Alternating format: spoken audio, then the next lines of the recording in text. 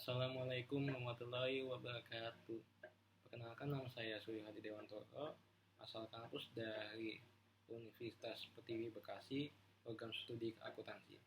Di sini saya akan menjelaskan apa itu rapat formal, fungsi tujuan, dan beberapa contohnya.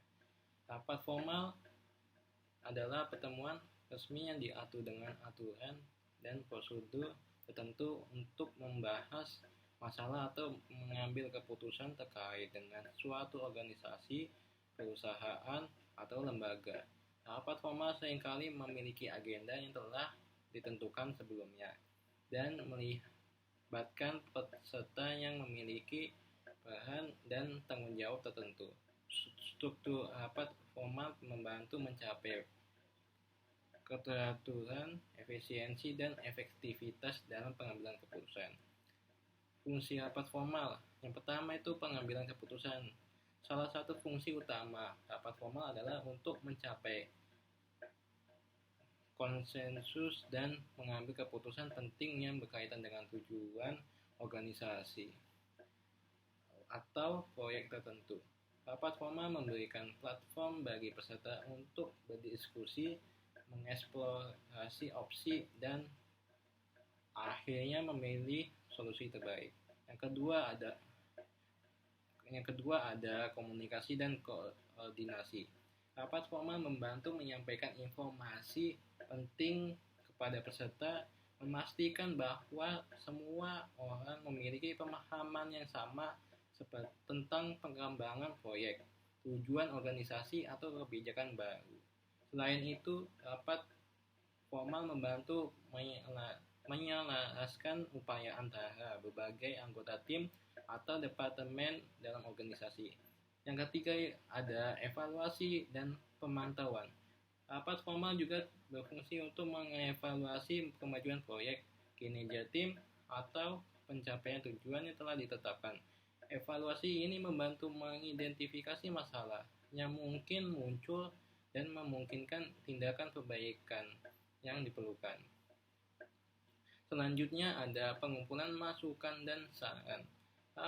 Rapat formal memberikan kesempatan bagi peserta untuk menyampaikan masukan, ide, dan saran yang dapat berkontribusi pada perbaikan atau pengembangan lebih lanjut dalam organisasi. Selanjutnya ada tujuan rapat formal. Yang pertama itu merumuskan rencana dan strategi. Rapat formal dapat diadakan untuk merumuskan rencana bisnis, strategi pemasaran, atau rencana tindakan lainnya untuk mencapai tujuan perusahaan. Yang kedua ada pengambilan keputusan penting. Rapat formal diadakan untuk mengambil keputusan signifikan seperti penetapan anggaran, rencana ekspansi, atau penunjukan pejabat penting. Selanjutnya yang ketiga penyampaian informasi penting. Rapat formal digunakan untuk menyampaikan informasi penting kepada anggota tim atau departemen, misalnya presentasi hasil penelitian, laporan kinerja, atau pengembangan proyek.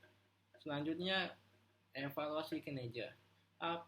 Rapat formal dapat diadakan untuk mengevaluasi kinerja individu, tim, atau proyek dan merencanakan langkah-langkah perbaikan atau pengembangan lebih lanjut.